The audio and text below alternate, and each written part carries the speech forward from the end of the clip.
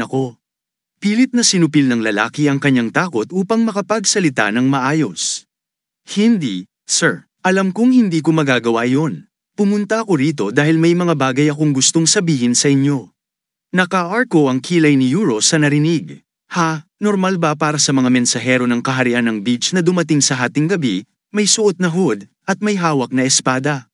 Palalim ng palalim ang paghinga ng lalaki, halos mawala na siya ng hininga. Kailangan kong sabihin ito ng lihim kaya wala akong ibang magawa, pahayag niya. Tumugon si General Euro, ngayon, anuman ang sabihin mo ay wala ng kahulugan. Halos mawala ng ulirat ang lalaki habang nakabukas ang kanyang mga mata sa huling mga salita ni Euro, ngunit biglang kumapit ang lalaki sa kamay ni Euro ng mahigpit at sinabi ng may sinseridad, kung hindi mo babaguhin ang iyong isip matapos marinig ang lahat, hindi pa huli ang lahat upang patayin ako. Sa narinig, agad na pinaluwag ni Euro ang pagkakahawak sa leeg ng lalaki at sinabi, natutulog na ang pamilya ko. Pagkatapos, nagpatuloy si Euro, sumunod ka. Habang ang lalaki, nakaka-release lang, ay paulit-ulit na umuubo, mabilis niyang isinalaysay ang buong sitwasyon kay General Euro. Ako'y narito sa utos ni General Galong ng kaharian ng beach. Nang marinig ang pangalang yon, tila kilala ito ni General Euro. Galong, nakilala ko na siya ng ilang beses noon. Agad siyang nagtanong, ano ang balita? Agad namang sumagot ang lalaki, ang aming kaharian ng beach ay malapit ng salakayin ang kaharian ng Goro. Walang pag-aalinlangan, tumugon si General Euro, hayaan silang dumating, hindi kami natatakot. Mabilis na nagpatuloy ang especially iya, plano ng aming hari na gamitin ang pagkakataong ito upang tuluyan ng sakupin ang kaharian ng Goro, kaya magpapadala siya ng 30,000 sundalo o 50,000 kung kinakailangan. Sa narinig, bahagyang nagulat si General Euro, 50,000. Hindi niya mapigil ang mapaisip, kahit ay mabilisan nila ang buong kaharian, hindi sila magkatulad ng lakas sa bilang na yon. Agad niyang tinanong, gusto mo bang protektahan ang iyong mga mamamayan, hindi ba? Tumugon si General Euro ng may kumpiyansa, poprotektahan ko sila, at kaya ko silang protektahan. Hindi na nakipagtalo ang especially iya, oo, naniniwala ako na kaya mo. Ngunit idinagdag niya, gayunpaman, may mas madaling paraan. Bahagyang nagulat si General Euro sa kanyang narinig. Nagpatuloy ang especially iya, maaari mong pabagsakin ang trono ng kaharian, kunin ang kontrol, at pagkatapos ay sumuko sa kaharian ng beach. Sa iyong katalinuhan at mga kasanayang militar, napakadaling gawin yon. Galit na tumugon si General Euro, baliw ka. Ngunit hindi siya natigilan ng especially iya, pakiusap, pakinggan mo ako ng kaunti pa. Nagpatuloy ang especially iya, kapag sumuko ka sa beach, ang mga tao ng Gori ay magiging mamamayan ng beach. Natural, ikaw rin ay maliligtas mula sa banta ng 50,000 sundalo ng beach. At handa ang aming dakilang hari na pagkalooban ka ng malawak na autonomiya sa pamamagitan ng pagtatalaga sa iyo bilang gobernador ng Gori. Pagkatapos, ang buhay ng mga tao ay hindi gaanong magbabago. Ang kailangan mo lang gawin ay magbigay ng maliit na tributo bawat taon at sundin ang mga utos na sumama sa mga digmaan ng hari ng beach. Muling nagtanong si General Euro, at paano kung tumanggi ako? Tapat na sumagot ang especially iya, may masamang mangyayari sa lahat. Darating ang 50,000 sundalo ng beach at papatayin nila ang lahat. Wawasakin at susunugin nila ang lahat ng makikita nila, walang ait at ira. Hindi natakot si General Euro sa banta. Hindi ka na makakabalik sa iyong tahanan. Maliit man kami, hindi kami mahina. Matigas niyang idineklara, ngunit hindi kayo kasing lakas ng beach. Gusto mo bang maging bayani at mamatay kasama ng iyong mga tao, o ililigtas mo sila, kahit kailangan mo pang maging traidor? Nasa iyong mga kamay ang desisyon. Hindi sumagot si General Euro, tahimik lang na pinagmamasdan ng especially iya. Bumalik ang oras sa labanan. Malinaw niyang sinabi kay Nero, hindi kayang itapat ng kaharian ng Gori ang lakas ng beach. Para mailigtas ang libu-libong tao, kailangan kong sumunod sa kanila. Itinaas niya ang kanyang espada at sinabing, wala akong ibang pagpipilian kundi sumanib sa kanila. Tumunog ang kanyang espada, ngunit mariing tumugon si Nero, tumatanggi ako. Tinitigan siya ni General Euro nang may magkahalong damdamin sa kanyang mga mata.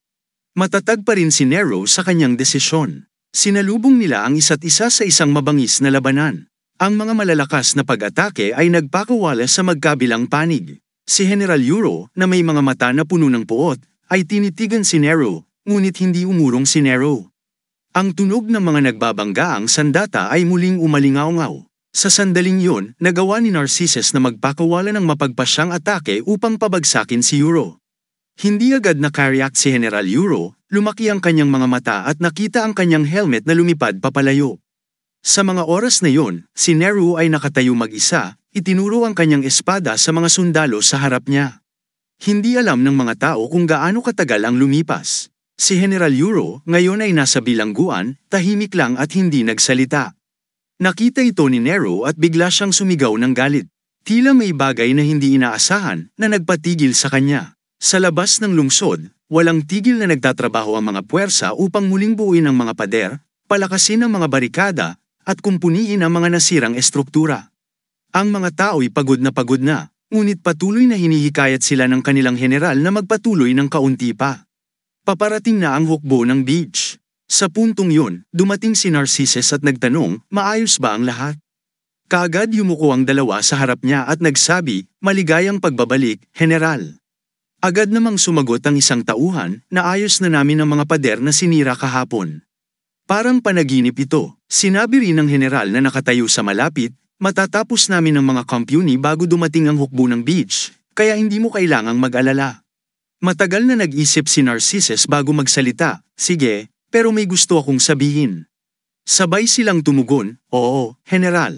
Matagal siyang tumingin sa kanila na tila may alinlangan.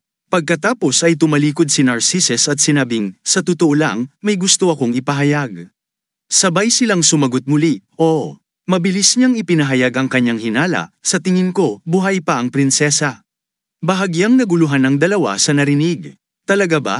Tanong nila. Isinalaysay ni Nero ang lahat ng sinabi ni General Euro, hindi, ang traidor na si Euro ang nagsabi nung iniimbestigahan ko siya. Agad namang nagtanong ang general, kung wala na sa palasyo, ang prinsesa nasaan siya? Agad na sumagot si Nero.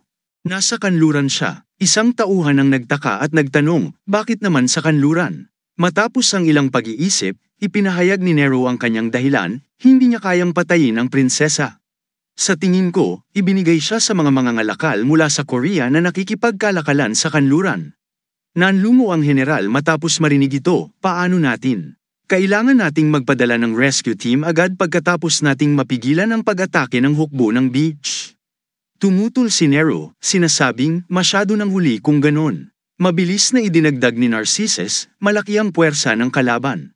Aabutin ng ilang buwan bago nila tuluyang palibutan ang ating kastilyo mula sa lahat ng direksyon at makarating sa pangunahing larangan ng labanan. Ang isang tauhan ay sumingit, ang mga mangangalakal mula sa malayong kanluran ay tiyak na isang malaking grupo. Marami silang bantay na mga bihasa sa labanan at madalas ay may mga bakal na sandata. Nagpatuloy ang general, upang makahabol sa kalaban gamit ang mga kabayo, kailangan din ninyong sumakay sa mga kabayo. Kailangan mo ng hindi bababa sa 100 sundalo upang labanan ang mga profesional na yon. At sa wakas, isang grupo ng 100 elite na kabalyero ang ipapadala para ibalik ang prinsesa. Ipinahayag din ng general ang kanyang alalahanin, ngunit sa kasalukuyang sitwasyon, hindi tayo makakapagpadala ng kahit isang tao, lalo na ng 100. Alam mo yun ng higit sa akin. Hindi itinanggi ni Nero, oo, kaya nga. Tumigas ang kanyang paninindigan. Ako na lang ang pupunta ng mag-isa. Napatahimik ang dalawa niyang tauhan matapos marinig ito. Nagtanong si Narcissus, bakit kayo natahimik? Mahigpit na sumagot ang isa, General, nasisiraan ka na ba ng bait? Isang general na malapit ang nagsalita rin, mas mainam na magpadala ng 100 kawal habang ikaw ay nananatili rito. Sa tingin ko, iyon ang mas mabuting plano. Ngunit ipinahayag ni Nero ang kanyang sariling opinyon, ang mga karapat-dapat umupo sa trono ay pinatay na ng traidor, walang natira kundi ang prinsesa. Ang tanging paraan para matapos ang kaguluhang ito ay maibalik siya sa pamilya at sa kaharian sa lalong madaling panahon. Biglang nagsalita ang general, hindi lang yun ang paraan. Bahagyang nagulat si Narcissus sa narinig, ngunit dahan-daang nagpatuloy ang general, may isang general na tinalo ang parehong mga kalaban mula sa labas at ang mga rebelde. Siya ay isang tapat na lingkod ng kaharian. Naisip ni Narcissus kung ano ang kanilang gustong sabihin, ngunit isang tauhan agad na sumigaw ng kanyang opinyon, mas mabuti kung pabayaan na natin ang prinsesa at gawing hari ka upang magsimula ng bagong dinastiya. Hindi mo ba nakikita? Kailangan ka ng bansa sa mga sandaling ito. Agad na pinagsabihan ni Narcissus ang kanyang mga tauhan, mag-ingat kayo sa inyong mga sinasabi. Kahit ang isang tapat na tauhan ay mapupugutan ng ulo kung magtatangka ng pagtataksil. Ngunit nanindigan ng mga tauhan, oo, sige, pugutan mo kami ng ulo. Kung talagang gusto mo pang umalis, pugutan mo ang sarili mong tauhan. Mas mabuti pang mamatay kami sa kamay mo kaysa mamatay ng kaiyahiya sa kamay ng kalaban. Ngayon napatay na ang emperador at naging traidor si Euro, idinagdag pa nila, ikaw na lang ang natitirang simbolo ng bansang ito at ang huling pag-asa nito. Ngunit mabilis na tumugon si Nero, ang simbolo at pag-asa ng bansang ito ay ang prinsesa, hindi ako. Sinubukan pa siyang hikayatin ng general, iyon lang ang iniisip mo. Lahat ay naiintindihan na pagkatapos ng labanan kagabi, ang makapagbibigay ng malaking pag-asa sa bansa ngayon ay ikaw. Ngunit hindi pa rin kinukuha ni Nero ang kredito, ang tagumpay kagabi ay dahil sa mga sundalo na handang ibuwis ang kanilang buhay, hindi lang sa akin. Nagpatuloy ang general, hindi mo ba nakikita? Ang dahilan kung bakit nakapagpatuloy sa laban ng mga sundalo nang hindi nawawala ang kanilang tapang kahit sa pinakamahirap na sitwasyon ay dahil sa iyong presensya sa hukbo. Iyon ang dahilan kung bakit ikaw ang simbolo ng pag-asa. Pero ngayon, sasabihin mo bang iiwan mo na ang lahat ng taong nagtitiwala sa iyo? Mabilis na tumugon si Nero, hindi ko sila iiwan. Kahit wala ako ng sandali, may tiwala ako sa inyo. Muling nagtanong ang general, sa tingin mo ba kaya ng hukbo na walang general na magprotekta sa bansa? Kalma namang sumagot si Nero, tama ka, pero ano sa tingin mo ang mangyayari sa isang bansa na walang hari? Naging masigla ang general, kaya ko sinasabi sa iyo na umakyat sa trono. Ngunit agad na tumugon si Nero, alam ko lang kung paano humawak ng sandata at mamuno ng hukbo. Hindi ako kwalipikadong maging hari. Bigla namang nagtanong ang isang tauhan, kung hindi natin pag-uusapan muna yan, sigurado ka bang makikita mo ang prinsesa sa kanluran? Sumagot si Nero ng totoo, sa totoo lang, hindi ko alam. Ang magagawa ko lang ay ang aking makakaya. Matapos itong marinig, natahimik ang dalawa niyang tauhan. Patuloy ang pag-uusap, konting panahon na lang, maghintay kayo. Babalik kami ng prinsesa. Tumalikod si Nero at umalis, sinasabing, dumating ako para sabihin yan, kaya aalis na ako ngayon. Tinawag siya ng mga tauhan, general. Isa pang general ang humiling ng pahintulot na magsalita, pwede ko bang sabihin ang isa pang bagay? Talaga bang mas mahalaga ang prinsesa? Napipi si Nero sa tanong na yun. Ang general ay nagpatuloy, mas mahalaga kaysa sa buhay ng mga sundalo at sibilyan. Mas mahalaga pa sa buong bansa? Itatanong ko, kung pwedeng maging ganoon kahalaga ang isang tao. Hindi lumingon si Nero, ngunit malamig na sumagot, oo, mas mahalaga siya. Labis na nagulat ang general sa sagot na ito. Dahan-daang nagpatuloy si Nero, higit pa sa bansa, kahit ang langit at lupa, pati ang lahat ng tubig sa mundo, mas mahalaga pa rin siya. Nagpatuloy ang general, pati si Euro, ang traidor, hindi niya tinalikuran ang lahat ng tao, pero ikaw ang pinakamasamang pinuno. Alam mo ba yan? Nang mga sandaling yon, umiiyak na rin si Narcissus. Sa labas ng lungsod, dumadagundong ang mga tunog habang si Nero ay nakasakay na sa kanyang kabayo. Patuloy na bumabalik sa kanyang isipan ang mga salita ng kanyang tauhan, sa tingin mo ba, magtatagumpay ang hukbo ng walang general? Ngunit sa isip ni Nero, huwag kayong mag-alala. Makikipaglaban ang hukbo ng beach kahit walang pinuno. Sa gitna ng malawak na kaparangan, ang hukbo ng beach ay nagsimula ng kumilos, at may narinig na masiglang tinig, napakagandang lupa. Ipinahayag ng aroganteng sigang, hindi magtatagal, magiging atin na ang lupang ito.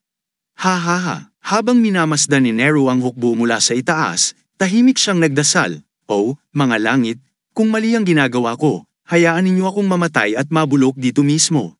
Gusto kong maging isa sa lupang ito, ngunit kung tama pa rin ako, bigyan ninyo ako ng lakas. Mabilis niyang inudyukan ang kanyang kabayo, lakas upang makadaan sa 10,000 tao at putulin ang ulo ng kaaway. Unti-unting naging mas matatag ang kanyang paninindigan. Kailangan ko ng lakas upang maglakbay ng 1,000,000 milya at iligtas ang aking Panginoon. Habang minamasdan ang mga tao sa ibaba, naisip ni Nero, lakas upang makadaan sa 10,000 tao para patayin ang kaaway. Walang imik si Nero, tumititig lamang sa mga tao sa ibaba bago siya sumugod papunta sa gitna ng karamihan. Nakaagaw ng pansin ang malakas na ingay na kanyang ginawa. Nagulat ang mga sundalo at nagtaka, ano yun? Walang imik si Nero, nagmamasid lamang. Isang watawat ang agad na itinaas ng isang sundalo. Mahinang sinabi ng isa, General ng Gory Kingdom yun. Nang sila'y handa ng sumigaw, biglang sumugod si Nero at agad silang sinugatan gamit ang kanyang espada. Patuloy na hindi nagbabago ang tingin ni Nero. Ang mga sundalo sa paligid ay agad na nataranta. Ano ito? Sumunod agad ang isa pang mabilis na pagsugod. Nagulat ang mga sundalo at hindi alam ang gagawin sa ilalim ng walang tigil na pagsalakay ni Nero. Sinong demonyo yan? Sigaw ng mga sundalo. Pigilan yan. Itigil yang gago. Tumakbo silang lahat patungo kay Nero, pilit na pinipigilan siya. Ang malakas na ingay sa likuran ay nakakuha ng atensyon ni Gong. Agad siyang nagtanong, ano yang kaguluhan sa likuran? Agad na iniulat ng kanyang tauhan, biglang may tumalo na kawal mula sa Gory Kingdom mula sa burol at sumalakay sa ating mga tauhan. Nagtaka si Gong, isang kawal lang? Ngunit maya-maya, ngumisi siya, hindi naman siguro isang tao lang ang makakagawa ng ganitong ingay. Agad na nagulat ang tauhan, isa lang talaga, Panginoon. Mukhang isa lang ang nagwawala. Naalala ni Gong na maaaring mahalagang tao ito. Huwag siyang patayin. Hulihin niyo siya, at tatanungin ko kung sino siya at bakit siya gumagawa ng kalokohang ito. Sa likuran, patuloy na nilalabanan ni Nero ang mga sundalo. Halatang hindi sila tumutugma sa kanyang lakas at bilis.